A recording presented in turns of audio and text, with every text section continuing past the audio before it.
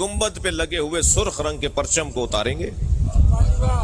عرب دنیا کا دستور ہے، جس کے خون کا بدلہ نہیں ہوتا اس کی قبر پہ سرخ جھنڈا لگاتے ہیں۔ امام حسین کے گنبد پہ جو سرخ رنگ کا جھنڈا لگا ہوا ہے نا، پرچم لگا ہوا ہے، وہ اسی لیے لگا ہوا ہے کہ ابھی خون کا بدلہ باقی ہے، اور بدلہ لینے والے صاحب وارث مولا کے فرزند، اور ایسا عظیم فرزند کہ جن سے مولا کو، خود مولا حسین کو اتنا پیار ہے کہ جب ظہور فرمائیں گے نا امام مہدی تو رجعت سے حسین دوبارہ اٹھائے جائیں گے اور عالمی سطح پر امام حسین کی حکومت ہوگی۔ جی، عالمی سطح پر امام حسین، کوئی بارڈر ختم نہیں ہوگا، بارڈر ختم ہو جائیں گے، پاسپورٹ ختم ہو جائیں گے، یہ شناخت ختم ہو جائے گی کہ مغرب والے لوگ اور ہیں اور مشرق والے اور ہیں، سب امام مہدی کے ہوں گے۔ ایک ہی اذان سنائی دی جائے گی، ایک ہی انداز کا مذہب ہوگا، امام مہدی کی پوری عالمی حکومت ہوگی، اور امام مہدی جب تشریف لے کر آئیں گے تو امام حسین دوبارہ سے لائے جائیں گے، امام کی رجعت ہوگی، امام دوبارہ اٹھائے جائیں گے، اور امام حسین جب امام مہدی کو ایک یہودی عورت سر پر پتھر مارے گی جس سے امام مہدی شہید ہوں گے، تو امام حسین ہی امام مہدی کی نماز جنازہ پڑھائیں گے اور اپنے بیٹے کو اپنے ہاتھ سے دفنائیں گے، اور پھر پوری دنیا پہ حسین کی حکومت ہوگی۔ یہ ہے وہ عقیدہ رجعت۔ صلوات پڑھیں ذرا محمد و آل محمد پر۔ اس سے بلند اور بہتر صلوات نبی کی ذات پہ عطا فرمائے۔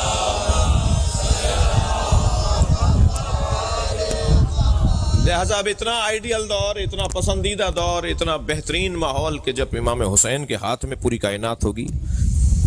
جی، ویسے تو ابھی بھی ہے، مگر مراد ہماری سماجی اختیارات ہیں، ابھی تو دلوں پر اختیارات ہیں نا، پھر بدنوں پر بھی اختیارات ہوں گے، پھر محلوں پر بھی، شہروں پر بھی، ملکوں پر بھی، کائنات پر امام حسین کے اختیار کا اظہار ہوگا۔ اسے کہتے ہیں عقیدہ رجعت۔ میں ان بچوں کے لیے عرض کر رہا ہوں،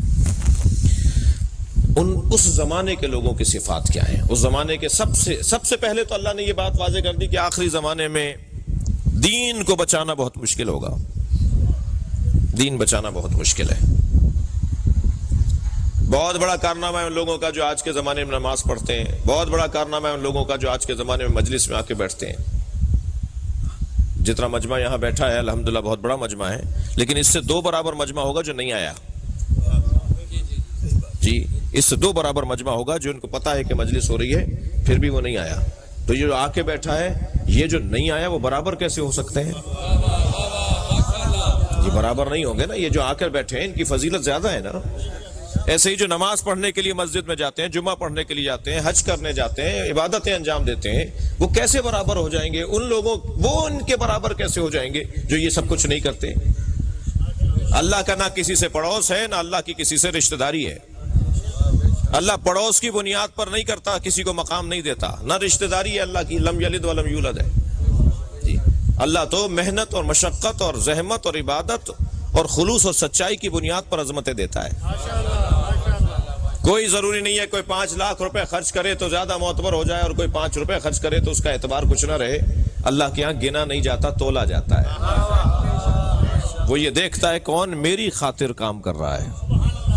کیا معلوم وہ ککڑی بیچنے والے کی 2 ککڑیاں جو اس نے کسی عزادار کو کھلائی ہوں، وہ کسی کی دیکھ کھلانے سے زیادہ ثواب رکھتی ہو۔ خبردار،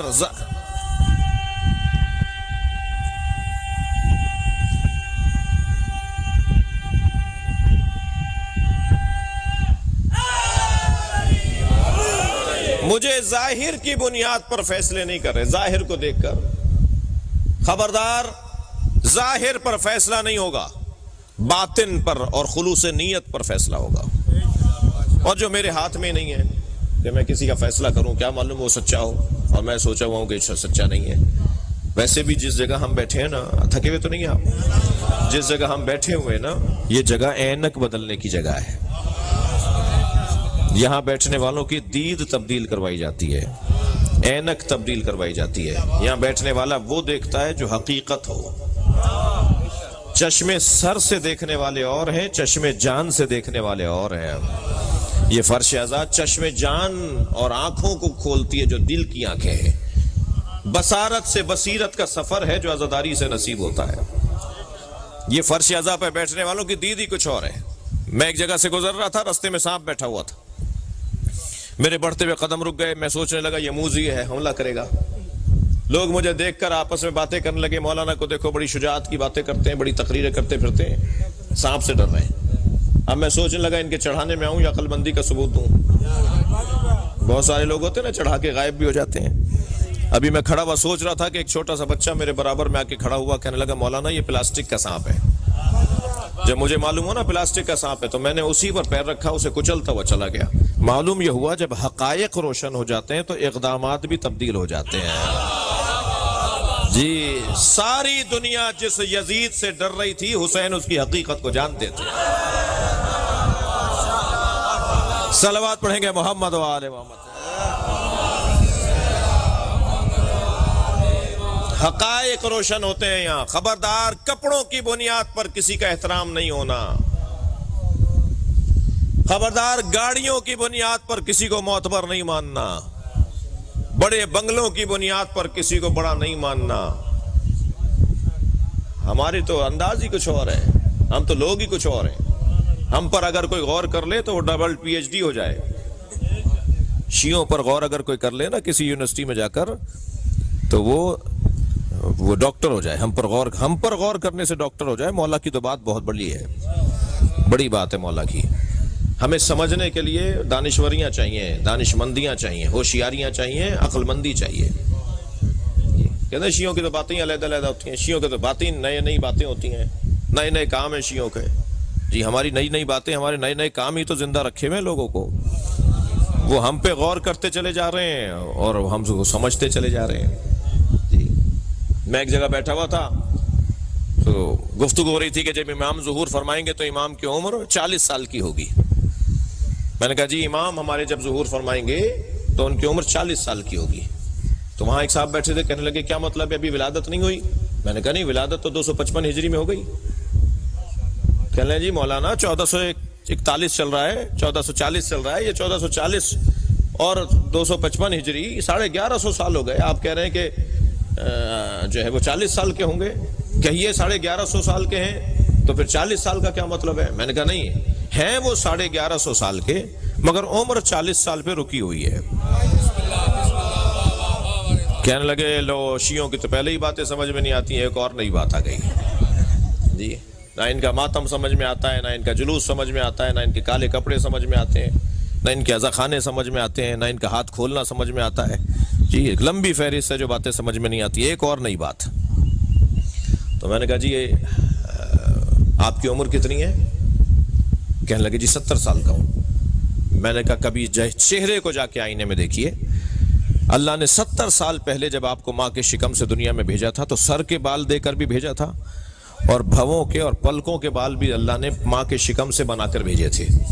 70 سالوں میں اگر آپ نے سر کے بال نہ کاٹے ہوتے تو اب تک ایڑیوں تک آ گئے ہوتے، مگر 70 سالوں میں کبھی آپ نے بھووں کو نہیں کاٹا اور پلکوں کو نہیں کاٹا۔ ایک کی عمر بڑھ کر بتا رہی اللہ بڑھاتا ہے، ایک کی عمر رک کر بتا رہی اللہ روکتا ہے۔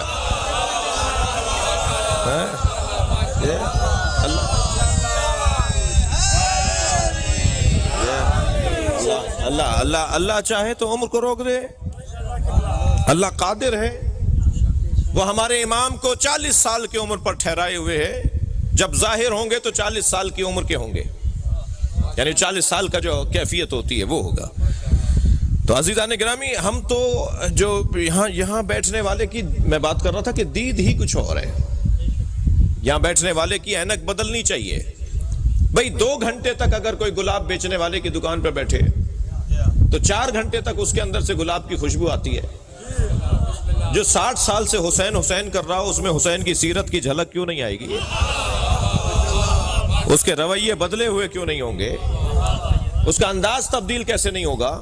وہ جب چل رہا ہوگا تو چال بتائے گی کہ حسینی جا رہا ہے، اس کا اقدام بتائے گا کہ حسینی ہے، اس کے طور طریقے بتائیں گے کہ یہ اہل بیت کا چاہنے والا ہے۔ اہل بیت کے چاہنے والوں کی طریقہ زندگی کچھ اور ہوتا ہے۔